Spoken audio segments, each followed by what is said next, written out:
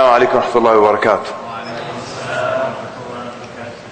بسم الله الرحمن الرحيم. الحمد لله رب العالمين، والصلاة والسلام على رسوله الأمين وعلى آله وصحبه أجمعين. أما بعد. I want to start by saying that I am, inshallah, genuinely and sincerely very, very happy and very excited to be here. And sometimes this is just a generic way of starting the talk and starting the event. And, I'm so happy to be with you. And he's not really happy to be, I just want to go home, But I'll tell you why I'm really, really happy to be here. One time a guy took Shahada and at some event, and when we were done, someone came up to me and he said, when someone takes Shahada, I just want to cry. How do you keep yourself from not crying? I said like this. That's how. It's not hard for me. If someone takes Shahada, it doesn't move me. Yeah? So some people are moved by that. I'm not moved by that. What I'm moved by, when people come and they gather and they make their way somewhere because they want to learn something about the religion of Allah. So that's the first reason why I'm genuinely happy to see all of you. That's why I'm very happy to be here, because I know so many of you want to give da'wah, you want to learn the techniques of giving da'wah. So that's the first reason I'm very happy and very excited to be here. Just a little bit about myself, just so we can get to know each other better. My name is Kamal el-Mekki. Originally, I'm from Sudan. Right now I'm from Virginia, but originally I'm from Sudan. And I just actually arrived from Sudan yesterday. I'm going back when the course is over, inshallah. And Sudanese people, they're the greatest people on earth, if you're not familiar with them. And we're so good, we're such great people that the Saudis, any Saudis in the audience? Allah. I'll pretend you didn't put your hand up. Saudis are jealous of us. Yes. They're so jealous of us that they made up a lot of jokes about how lazy Sudanese people are. Yeah, sah wala la. But we're not. So they make up all kinds of jokes. And actually, I don't even want to mention these jokes. Like the one about the 4 lazy Sudanese guys, they robbed the bank. So they came back with the money, and they're too lazy to count it. So every 5 minutes, one of them is like, shall we count the money? Later. Another 5 minutes, come on, let's count the money. Later. Come on, let's count the money. One of them says, why should we count the money, huh? We'll listen to the news, we're going to find out how much we got away with. See what I'm talking about? They try to say that we're lazy. They tell you that this lazy Sudanese guy walks into a barber shop. He sits down like this. Barber says, what should I do for you? He says, shave my beard. He says, okay, lift your head up. He says, you know what, just cut my hair. They tell you Sudanese guy was lying out in his bed in the yard, so his wife knocks on the door. He doesn't want to get up because he's lazy. So he calls for his son. Son, open the door for your mother. So he says, Dad, I have exams, I'm studying here. So he tells his daughter, Yabid, open the door for your mother. She says, I'm cooking, I've got stuff to do here. So he found no one else in the house except him. He has to get up, open the door. So he yells out to his wife, I divorce you, go back to your father's house. Now, one time I'm on the plane on the way to Australia, and the guy next to me is a Saudi. He introduces himself. The minute he hears Sudan, he starts immediately cracking jokes about how lazy Sudanese are. I'm like, I don't even know you. But he tells me this joke, but they actually now updated this joke. There's a new version of this joke. The new version is, after he tells her that, she says, okay, I'll open up my purse and take the keys out. So she had the house keys, and she's that lazy. She won't know it. But, of course we're not lazy like that. Yeah? Alright, so, you know what? You know who has taken Rays of Faith before? Sheikh Walid, right? Fantastic, excellent. You know how Sheikh Walid, he has break managers? Yes. I have joke managers. Yeah? So we're going to need 2 brothers and 2 sisters who will be with us, inshallah. And whenever you feel that we need a break, you stand up, or you put your hand up, and I crack a superb joke, inshallah. How about that? How about we pick the joke managers right now? 2 brothers? Excellent. 1, another brother? Other joke manager? There we go. 2 sisters, joke managers? Okay, very good. 1 there, and another one over there. Excellent. And you know what, sisters, I'll tell you in advance, you're not going to like me very much. Because I joke a lot. And I joke about multiple marriage a lot. And I heard that's a sensitive issue here. But I have a solution for you, so it's not a sensitive issue anymore. We're going to talk about that later. I want to tell you a little bit about this course and how we came up with this idea. And who read the introduction? Fantastic. Excellent.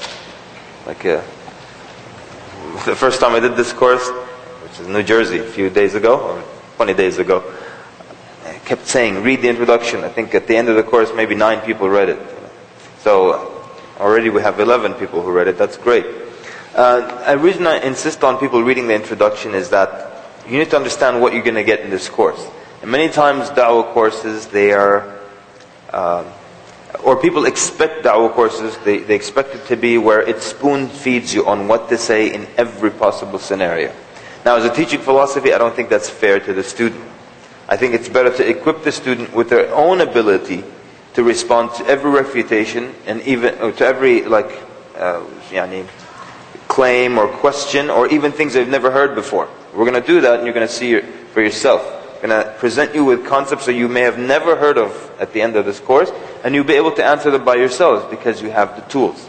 So I want to start out by saying this is what we do, inshallah, in this course. We discuss the tools by which you're able to answer your own questions, by which you're able to formulate your own da'wah response. For example, when you go and buy a hammer from Home Depot, when you buy a hammer, it doesn't tell you how, in every possible situation you can use the hammer in. It's a tool. And you figure out, when you figure out how the tool works, you figure out where you can use it. So you might use it to drive a nail in. Alright? You might use it to, to do something else. You might use it to discipline your child. You become creative. You become creative with that tool. And this is what we're going to do. We're going to go over the tools, and then you can apply it in different situations. And I'm going to show you sometimes where I learned the tool from, and I apply it in something absolutely different that has nothing to do with it.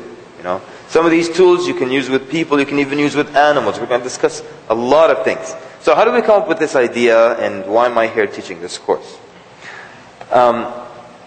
It started many, many years ago when I was forced to become a chaplain of some university in Virginia. And they had a very good chaplain before me, but the da'wah table was very weak. In about 2 or 3 years, they got about 2 shahadas, or maybe 3 shahadas, in 2 or 3 years. So it's about a shahada a year. Alright? This was a da'wah table. It consisted of books and materials and a bowl of candy, and 2 brothers sitting behind the table, hoping people will come and take some material, and people will just come, grab some candy and walk away while these 2 brothers were just talking, chit-chatting with each other. Probably about the importance of da'wah and spreading the deen and all that stuff. So 2 people became Muslim in 2 or 3 years. And then, first thing I wanted to do was kind of revamp and energize the da'wah table. So I put together the first ever version of a workshop. It was about 6 hours long. And we taught it at the school. And this was in the middle of the semester. So from the middle of the semester till the end of the semester, about 17 people became Muslim. And that included some of the instructors and counselors at the school and so on and so forth. So it was the first indication that you can actually then teach people some ways of giving da'wah and make people into effective du'at without years of them running around the streets and talking to people and so on and so forth. So that was the first thing. So we did that. It was the first workshop, and we saw these results. And then this person called their cousin, and this person called their relative in another state. And so this MSA then invited me for it, then that MSA, and then so on and so forth. And then it became kind of a worldwide thing. So it's not like I'm not giving the course because I'm the best da'i or anything like that. But I believe that I've put together the best approximation to what might be a quick and efficient way of giving da'wah. And this course is not just da'wah to non-Muslims. We're going to talk about da'wah to Muslims and da'wah to non-Muslims. All different kinds of people. How do we refute this person, that person, and so on and so forth. But the most important thing is that we're gonna discuss some of the tools, and then you can take the tool and you can apply it in any situation that you find yourself in. And so tonight we're actually going to cover just one part of the notes. We're going to cover basically techniques of answering questions. Yeah. And perhaps then I thought we'll go over the contents of the course together so you understand what we're going to do. So it's broken up into sections. If you open the table of contents, section 1, we're going to talk about da'wah itself. And we're not going to do that tonight, obviously. And we're going to define what da'wah is. And da'wah, by the way, is, if you want to transliterate it into English, it's kind of what you see there. D-A, if you want to put the apostrophe for the ayn, W-A-H. The H is important. Because if you write da'wah as D-A-W-A, there's a problem there. That's actually now a lie in Arabic, or an allegation, a da'wah here as a lie. So, like from yadda'i, yeah? So they allege or they lie even. So there's one Daya, and every time I see his vehicle I feel so bad because his car, his license plate is Dawa car, D-A-W-A car. And his van is Dawa van. And every time I see it, it's like, the lying mobile, you know. To the lying mobile. Excellent. So, we talked about the ruling on giving da'wah, and we're going to actually support the argument that says da'wah is an obligation upon everybody. Because there's another argument that says da'wah is only an obligation upon certain people. If they do it, then you don't have to do it. That's one opinion. But we're not going to take that opinion. We're going to see that the evidence, inshallah, is much stronger on the other side. That da'wah is obligatory upon everybody. Then what is da'wah that's viable, that will remain? What makes it sustainable? What makes it stay and continue? Not just some excitement, then it dies down, and so on and so forth. Then in section 2 we talk about the da'ya, which is you, the person giving da'wah. And part of one of the things we want to do in this course is that, you see, realistically, everyone, we have the ability to understand people. All of us have the ability to understand people. All of us have the ability to read expressions, to understand body language. But this is the issue, brothers and sisters. Most of us, we don't put enough effort into that field. So what we're going to try to do during these 4 days is you just want to bring it up one notch. That you pay a little bit more attention to people, to understanding people. Because we all have the ability. All we have to do is just bring up our level of awareness a little higher. Okay? Like, for example, if you ever watch let's say something on TV in another language, you understand what's going on, right? You understand when they're fighting. You understand when they're worried. You understand when they're scared. And you don't understand the language, but you know it. Because you don't understand the language, you pay close attention to expressions, to voice inflection, and you understand what's going on. So we also have the ability to understand each other, but most of the time we don't put enough effort into it. And so all I'm going to tell you is you just need to kick it up one notch, just bring it up one notch, and you'll be able to understand people. You'll understand why they're asking certain questions. You'll be able to understand why they behave in a certain way. And then we'll have certain things. Certain things will bring up a red flag. For example, a brother says something strange, or a brother does something, the same strange thing every other day, or he keeps saying the same strange thing to every other person that he sees. There's something behind that. So we just want to bring it up, like I said, one notch, try to understand people a little better. And that's going to happen, inshallah, by the end of this course. So, part of being able to understand others is firstly understanding yourself. And that's why we talk about extroverts, introverts. We talk about something later on called a categorization of personality types. And I learned this I took this course in negotiating. Anyone here take a negotiating course? Fantastic. Excellent. Very good. So, the instructor said the closest thing I can give you to a magic wand would be the 3 personality types. Now, we're just going to go over it for what it's worth. And actually, there's not a single question in the exam about the 3 personality types. But the reason it's there is that you can use it for da'wah. And we're going to discuss how you can use it for da'wah. You know what? Everything is da'wah if you're in da'wah mode. Everything is da'wah if you're in da'wah mode. You can see anything, and because you're in da'wah mode, you see a da'wah advantage in it. Just the other day I read an article about some research that was done by a doctor in Austria, if I remember correctly. It was about picking your nose. Yeah? It's about, it's true research. This doctor in Austria, he says that it's actually very good for your health to pick your nose and eat it. And he says that it's when it's dry, yeah, eat it, he says. It's actually very good because I love disgusting things. You'll also discover that as we move along. So he says that when you eat this material, it has in it all kinds of bacteria that has been captured by your nostrils and so on. And when it goes into your stomach, it builds up your immunity. He says it's a shame that children have this good habit and we teach them not to do it. Yeah. I remember one time when we were young, my brother, we were at a bakery. And he said there was a girl, you know how these little kids, their nose is just running all the way down like that? They have that little Hitler mustache, but it's all just snot. He said this girl just grabbed a piece of bread, she just went like that. And ate it. Fantastic. So this guy's arguing that, it's good, it's good for you. Eat it. If it's dry, eat it. Why not? Now, what does this have to do with da'wah? Everything. If you're in da'wah mode, everything has to do with da'wah. You know what this tells you? It tells you that sometimes facts or sometimes falsehood can have some facts and they can be accurate. But so what? True? So what? Doesn't mean because it's falsehood there's not going to be anything to support it. They're not going to have any argument. Sometimes they have a logical argument, but it doesn't make it okay. For example, one time, and I know this is one of the New Jersey students, he told me that you teach using poop a lot. He saw Brownie Surprise on the internet and things like that. Yeah. So this was an atheist, very aggressive guy in where I used to work, and he was arguing very aggressively that if it's natural, there's nothing wrong with it. So he's talking about women flaunting their sexual desires and things like that. It's there, it's natural, so why not flaunt it? I told him, okay. He was being aggressive, so I had to be aggressive. I said, okay. I told him it's natural to have a bowel movement. I want you to sit up on this table right here, pull your pants down, and have a bowel movement in front of us. You're not going to do it, because not everything that's natural should be flaunted in public. He was quiet immediately.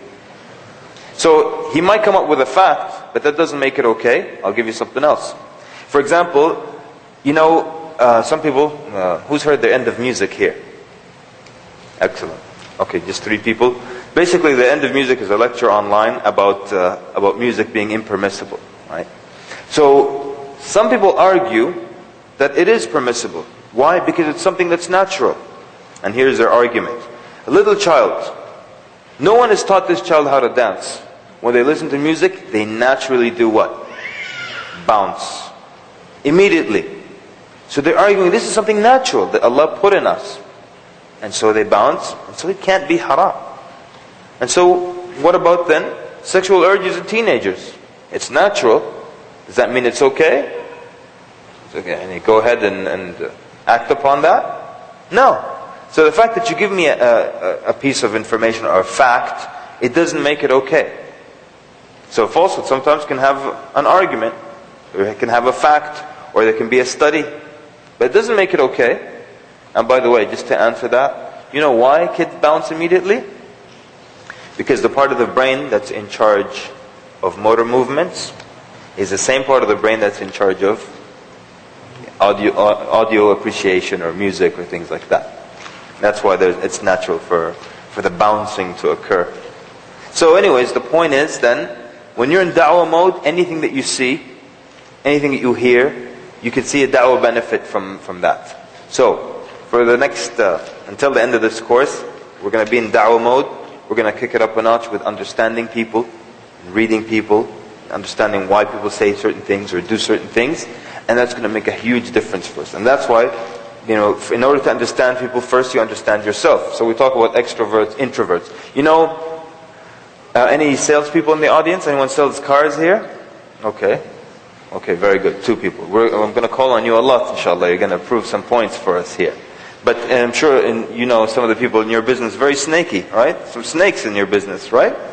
Now, car salesmen, they understand a lot of psychology as well. You know that if you're extroverted, how they sell you the car?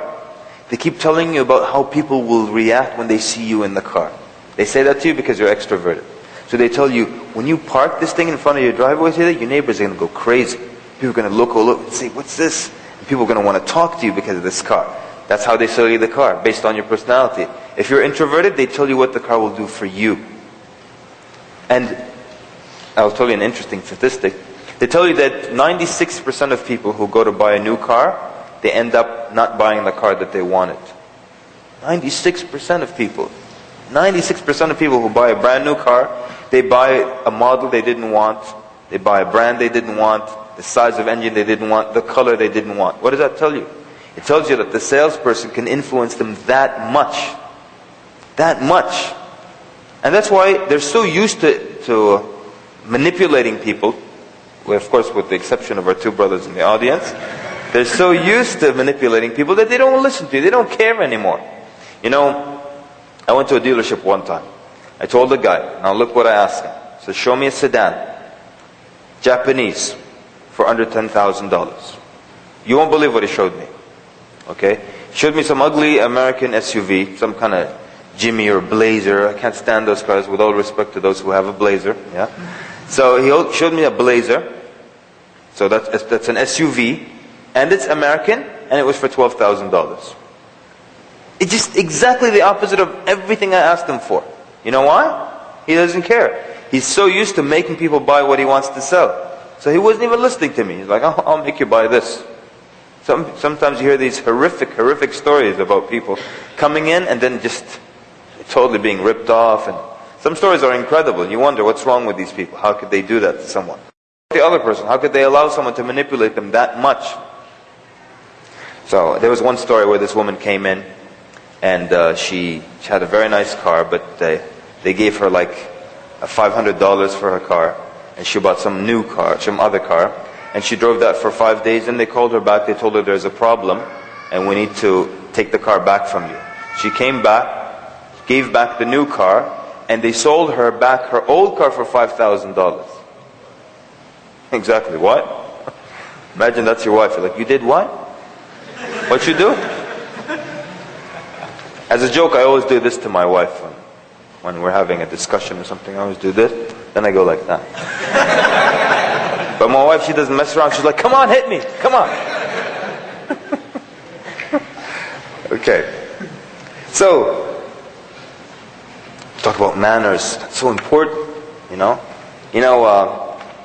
Sometimes in Arabic, when someone is not well-mannered, they tell you, مَا عِنْدُ أَخْلَاقٍ. He doesn't have manners. Even in English, this person doesn't have manners. You know, actually, akhlaq in Arabic, akhlaq is how you deal with people. That's what it means. Akhlaq is the way you treat and you deal with people. So, you can't not have akhlaq. Everyone has akhlaq. But some people have good akhlaq, some people have bad akhlaq. There's no such thing as he doesn't have manners. I mean, how could someone not have any manners? Probably someone that doesn't exist. Doesn't have any manners at all. So everyone has akhlaq. They're either good or they're bad or somewhere in the middle. Because manners or akhlaq in Arabic is how you treat people. So you either treat people well, you don't treat people well. If you don't have any manners, you probably don't have anyone around you. You're probably dead or something, or live in the desert, something like that. So that's section 2, talking about the Daya. Section 3, we talk about the mad'u, the person that you're calling to Allah, because you need to understand that person. And here it means Muslim or non-Muslim. Muslim or non-Muslim. Because people have different issues, people have different questions. Yeah? I'll tell you this is a very simple one. It's a true story. One time someone came up to me, pulled me aside a little from the crowd, and listen to the wording now. He said, I just want to check. Is weed halal? And he's doing this to me. What do you think? What do you think is going on there? It's quite clear, right? First of all, look at the language. I just want to check. And just in case this is not right. Yeah? Is weed halal? And usually Muslims don't say, is this halal? They say, is this haram? But he's saying, is this halal? He wants it to be. And he's nodding. Yeah? Is weed halal? And then a dead giveaway when I said, of course it's haram. He went like this. He's probably thinking, last night we were haram? So that's just a very simple example. But sometimes it gets a little bit more complicated. You need to understand the person. What are they really trying to tell you? We're going to look at a lot of examples, inshallah. Is that for me? Thank you. No, I want the candy. The candy. Ibnat? MashaAllah. Sheikh's son fool around and stuff, and everyone's just nice to the Sheikh's son. Deep down, everybody's like... Okay. Section 4, we talk about, actually calling people. And calling people back to Allah subhanahu wa ta'ala. The techniques, the methods. We're going to discuss a lot of things. And I personally like it, if I read a book, if I take a course, I like something new, something different there. And so there's going to be some new stuff, some discussions maybe you haven't heard. Like the one there on section 4, we're going to talk about logic versus emotion. Which do people use more? Emotion, right? Psychologists tell you that 90% of your decisions are based on emotion. Yeah? So then, which does Allah use more in the Qur'an? Logic or emotion? Who says logic? Put your hands up. Excellent. Who says emotion? Put your hands up. Okay. Who says both? Put your hand up. Excellent. Guess what? You're all wrong. Yeah. You'll find out why tomorrow. Not tomorrow. When are we doing the logic? Next week. Yeah. Bear with me. Then we're going to discuss tools and techniques, changing people, changing behavior, why people don't change. Muslim, non-Muslim, everybody. Why people don't change. We're going to look at many reasons why people don't change. Section 5, we're going to talk about religions, we're going to talk about beliefs. We're going to take care of the atheist. We're going to take care of the Trinity. There's no big deal there. But we're going to take care of the atheist. Because a lot of people are scared of the atheist. A lot of people are afraid of the atheist. They're just scared. A lot of Muslims just don't want to deal with the atheist. The atheist is easy to deal with.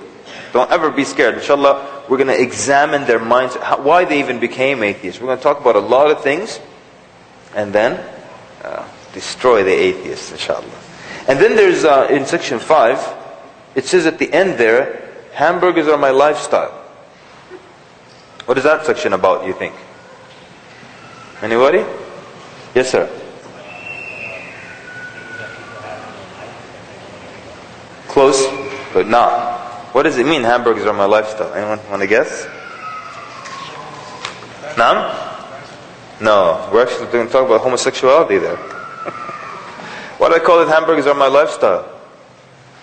Well, one reason is that when Al-Maghrib headquarters looked at my outline, they said, if you're stopped at airports and people see this, they might think you're spreading hatred against gays and everything. So I said, hamburgers are my lifestyle. Because the truth is, that's what homosexuality is. It's a desire. And a desire is never a lifestyle. True? So I desire, this is true, so I'm not making this up. I desire hamburgers. I desire hamburgers all the time. I'm happy to be in California because you have In-N-Out Burger, which is my favorite. They're the best. So I desire hamburger all the time. You can wake me up at 2 in the morning, give me a hamburger, I'll just eat it. I love hamburgers. But I don't walk around saying it's my lifestyle. You like fried chicken, it's not your lifestyle. It's a desire. Since when did desire your entire lifestyle? It's not. So we're going to look at the truth. What is really, what's behind those people with the loose limbs and the ligaments and stuff? What's their issue? I'm going to talk about that. You know what, my gay story goes like this. You know what a gaydar is? Yeah? See, it's your radar, your ability to detect a gay person. And some people have very strong gaydar. Who has a strong gaydar? Put your hands up. Fantastic. Okay, just one person has strong gaydar around here? So basically, I'm sure the minute you just take one look, he's gay. Immediately, right? Excellent. My younger brother is like that. Just one look, he's gay. Now for me, my gaydar is like broken. I'm giving dawah to this guy in the streets in DC. And I work him up to the shahada, right? So I ask him for the shahada. He says, I can't. My lifestyle won't allow it. I said, what is this guy talking about? He said, look man, I don't know what you mean by that. We already agreed, you agreed on everything, you have the ingredients to become Muslim. Why walk away non-Muslim? I work on him again, ask for the shahada one more time. He says, I can't. My lifestyle won't allow it. I said, listen man, I've been doing this for many, many years. No one's ever said lifestyle to me. You keep saying lifestyle. What is your lifestyle? He said, I'm gay. And only then, when he says I'm gay, do I suddenly realize a lot of things. And here I am talking to you about being perceptive and stuff. Suddenly I realized he's wearing a pink t-shirt. And he's got the gay sleeve going on. You know what the gay sleeve is? The sleeve isn't here, and it's not here either. It's like that. You know what I'm talking about? That weird gay sleeve thing. I suddenly noticed the gay sleeve, I noticed the pink t-shirt, I noticed loose limbs and stuff. I'm like, oh. So at that point, we didn't know how to deal with it. We just kept staring at him like that. And I was tempted to. I mean, even now I'm tempted to make a joke about him taking shahada but praying in the front row, but I'm not going to make that joke.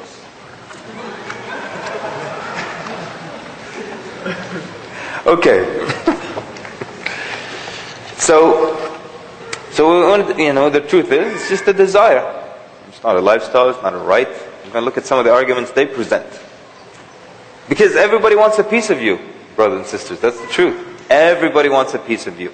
You know, one description I like of Shaykh al-Islam ibn Taymiyyah rahimahullah, they said that whenever he spoke about a topic, you felt like he spent his entire life preparing that one topic. Any topic he spoke about, you felt like it's as if that's his thesis, his dissertation was just this one topic. But tomorrow he gives a lecture on another topic, and you feel like he spent his whole life preparing this topic. Then he gives another lecture on another topic, and you feel like his whole life was preparing this topic. Now, we can't all be like that, but we should be well-rounded. Because everybody wants a piece of you today.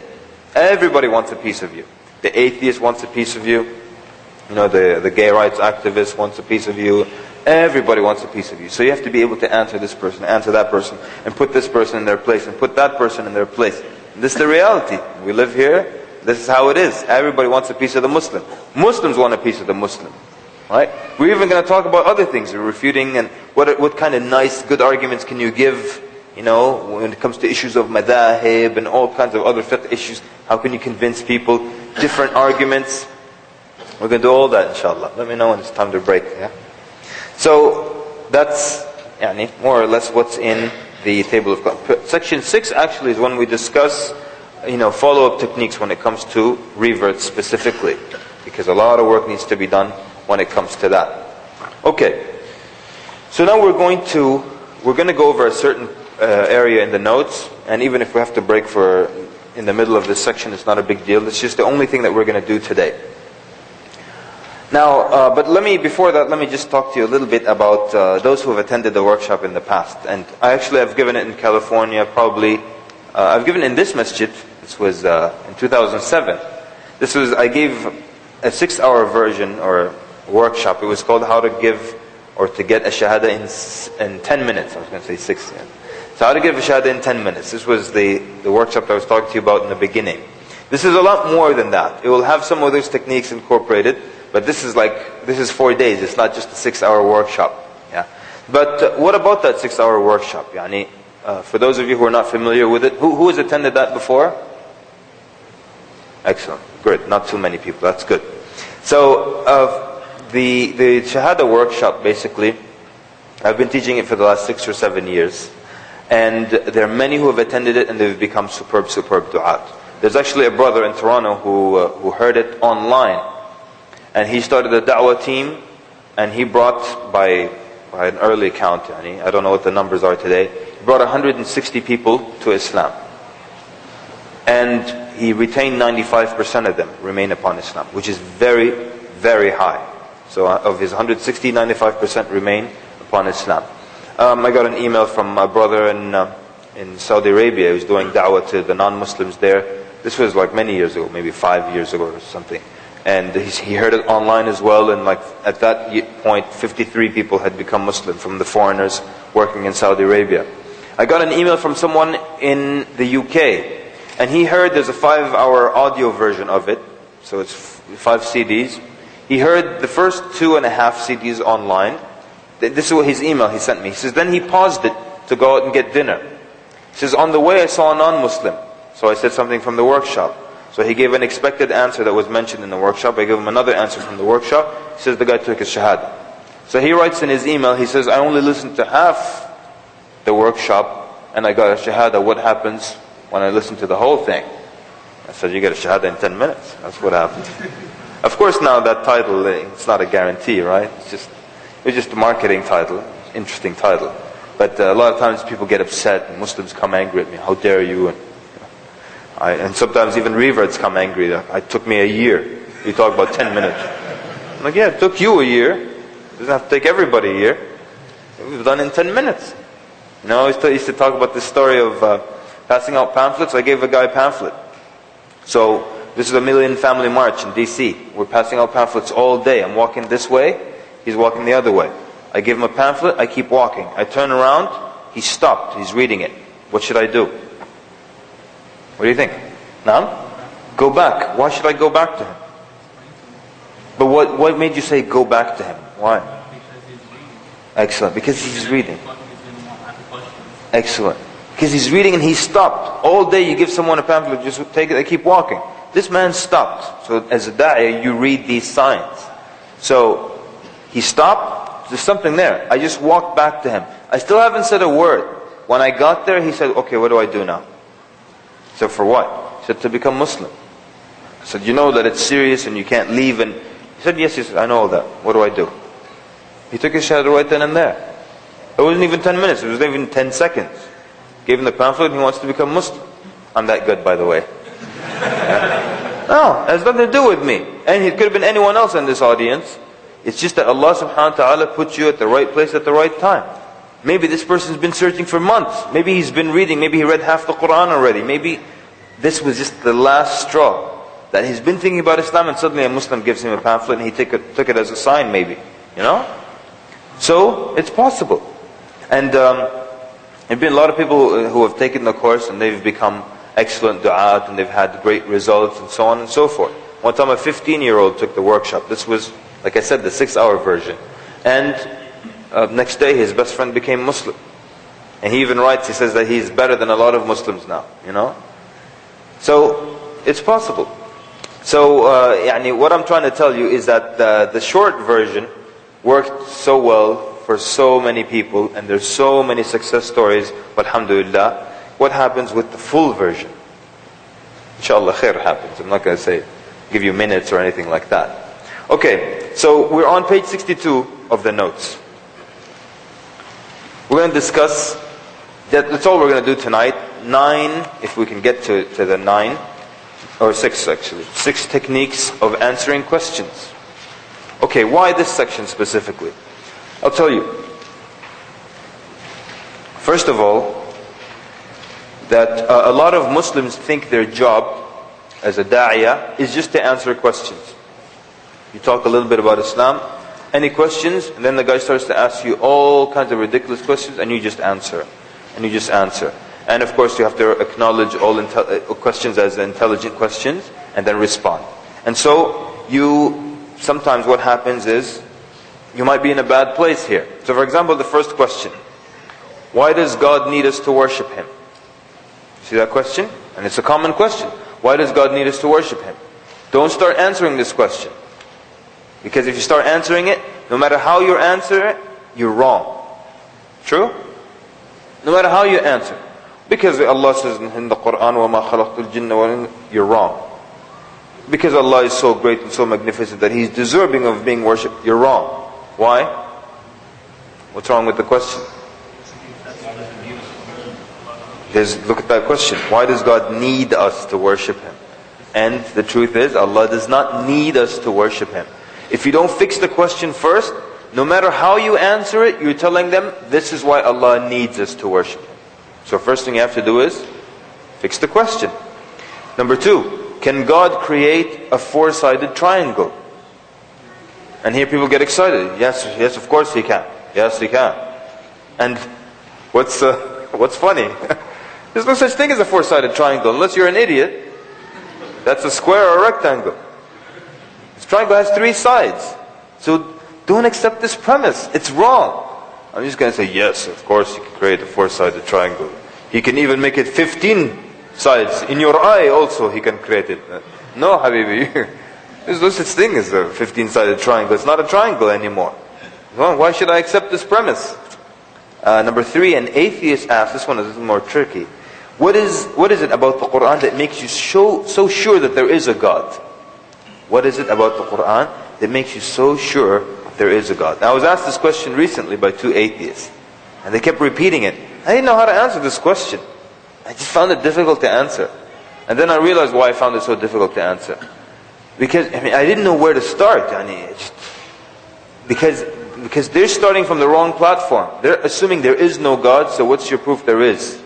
But I'm saying there's so much evidence in the Qur'an. Where do I start? Is it from the science? Or is it from the knowledge of the future? Or is it from the grammar in the Qur'an? Or is it from all the perfect solutions to problems? Or is it from just the life of Muhammad ﷺ that's proof that he was a genuine prophet of Allah?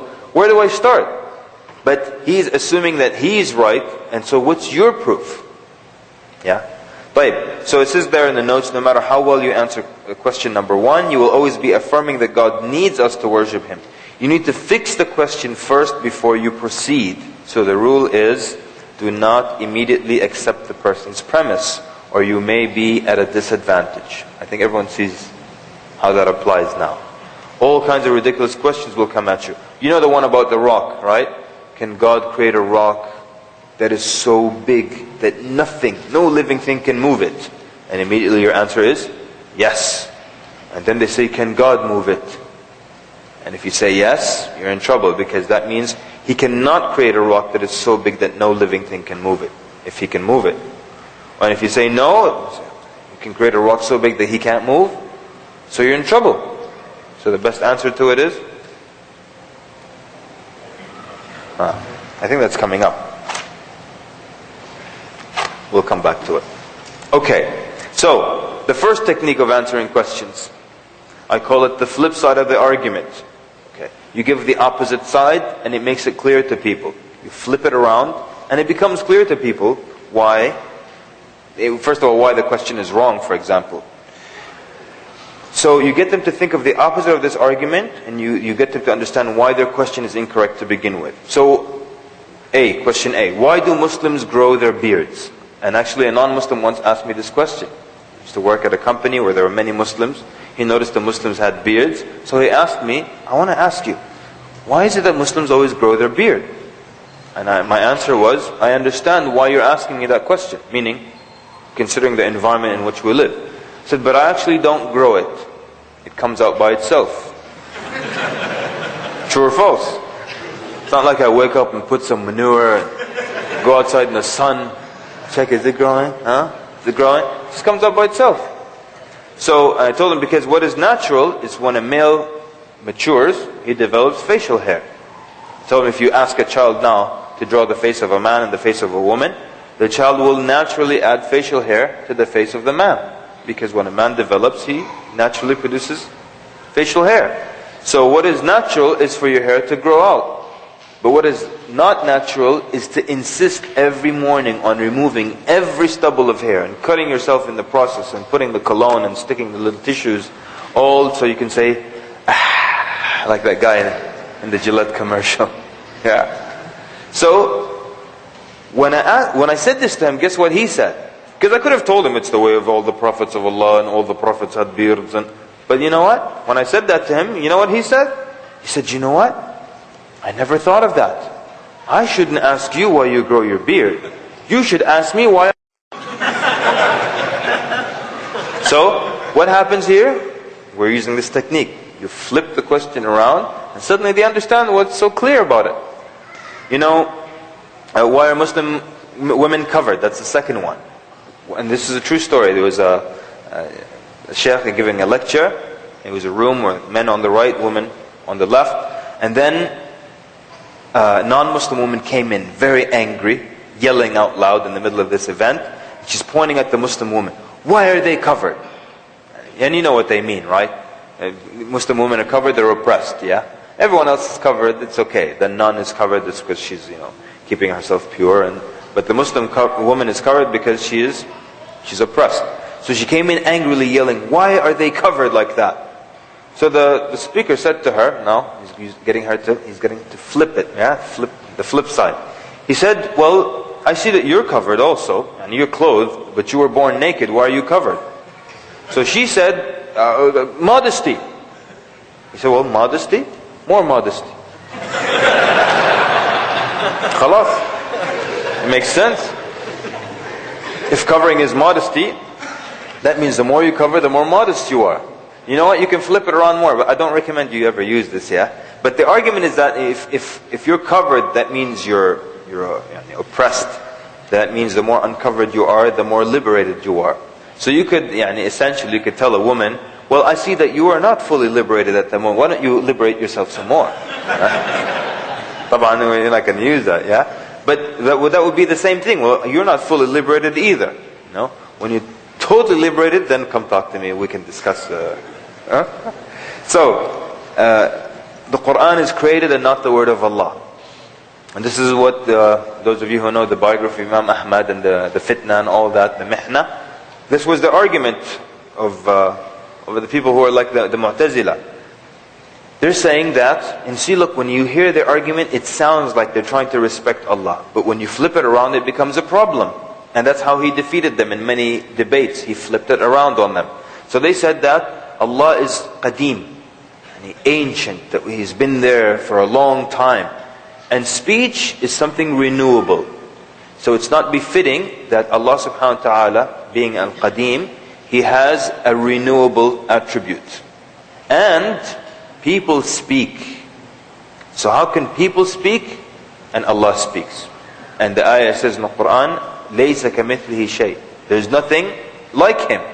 So how can people speak and Allah speaks? So they concluded Allah doesn't speak. So He got them at one point, He flipped it on them. You're saying that because people speak, Allah can't speak. So then He said, do you have knowledge? The man was quiet immediately. Because if you have knowledge and Allah has knowledge and nothing is like Allah, that means either you don't, if you have knowledge, Allah doesn't have knowledge. And actually one of them at some point in the debate, he said, yes, at some point Allah didn't have knowledge. So Imam tells him, Kafar, you've become a disbeliever. So then the guard, there was a guard, just an ignorant person standing, so he got angry. He says, how could you say that to the messenger of Amir al-Mu'mineen? Because he was sent by the Khalifa. So how could you say that to him, that he is not a Muslim? So Imam Ahmad tells this simple guard, he's saying that Allah had no knowledge until He created His knowledge. And how could Allah create His own knowledge without having any knowledge? And he said, in the narrative says, the guard then angrily looked at the other guy. How dare you? So he flipped it around on them. Yeah? So, flipping the argument around. Sometimes people tell you Allah is not on His throne. Even until now, Muslims, they'll be amongst us, and they pray with us. They say Allah is not on His throne. Now look how they make it sound respectful. If you say Allah is on His throne, you are physically limiting Allah. You see this word? Makes the Muslim guilty. You are physically limiting Allah if you say He's on His throne. Don't physically limit Allah. Where did you get this term from, physically limiting? But they just make you ashamed. Don't say Allah is on His throne. If you say that, you're physically limiting Him. But what's the flip side of that? The flip side is that He's physically everywhere. And these people, until now, they never answer the question, is He in the bathroom? They stay quiet. Is He in the church? They stay quiet. Is He in other places that you wouldn't be caught dead in these places? They're quiet. Is He in the bar? They're quiet. So, if you don't want to say He's on His throne, and by the way, Allah said He's on His throne 6 times in the Qur'an. He's on Ar-Rahman al-Arsh istawa. He's on His throne. So if He's not on His throne, then the flip side of your argument is worse. He's everywhere. And that's why many Muslims historically have gone astray concerning this issue. And even wrote poetry saying, وَمَا الْكَلْبُ وَالْخِنْزِيرُ إِلَّا إِلَهُنَا. And the dog and the pig is nothing but our God. How can a Muslim say that? Could you believe a Muslim would say, the dog and the pig is our God? You wouldn't believe that, right? But they did. Why? Because it started off with this concept. Initially trying to respect Allah, but the flip side of it was worse than what they were trying to avoid in the beginning. Because now, the pig takes up space, the dog takes up space, and if God is in everything, then He's inside. تَعَالَى اللَّهُ عَنْ ذَلِكَ عُلُوًّا كَبِيرًا. Allah is far removed from that. Then He's inside this space. And they said even the monk in the monastery is our God. One of them, instead of saying Subhanallah, he said Subhani, Subhani. Yeah? Because I'm God, God's in me. That's why a lot of these deviant groups, they respect and they treat people very nicely. Why? Not because of akhlaq, because God is in them. They believe that. They believe Allah is in you. So if I hit you, I'm hitting Him. So I have to be nice to you. That's why they're nice to people. So they got in more trouble by trying to avoid something simple. The flip side was worse here. Why do bad things happen to good people? That's a question you get many times from Muslims, from non-Muslims, mostly from non-Muslims. He said 5 minutes for salah. Naam? 2 minutes for salah. Why do bad things happen to good people? Who can flip that around for us? That will stop for salah. Why do bad things happen to good people? Okay, why do good things happen to bad people? I like that. That's a good flip. There's another one. Because it gets people to think. And you're worried, why do bad things happen to good people? Why do good things happen to bad people? No, nothing good should happen to them. What's another? You can flip it around by saying, well, how much intervention do you want? And if there's a good person, nothing bad should happen to them at all. They're about to slip, suddenly there's a big feather pillow underneath them. They're falling off a ladder, there's a big pillow, a big mattress under them. Posturepedic even, not just any mattress. Naam? So now you look at it from another angle, from patience, from the will of Allah Azza wa Jal, from the tests in this life and so on and so forth. But you just flip it around. Would you want God to intervene in everything? So if you're a good person, nothing happens to you, never get scratched, never fall, nothing breaks. How much intervention do you want in life?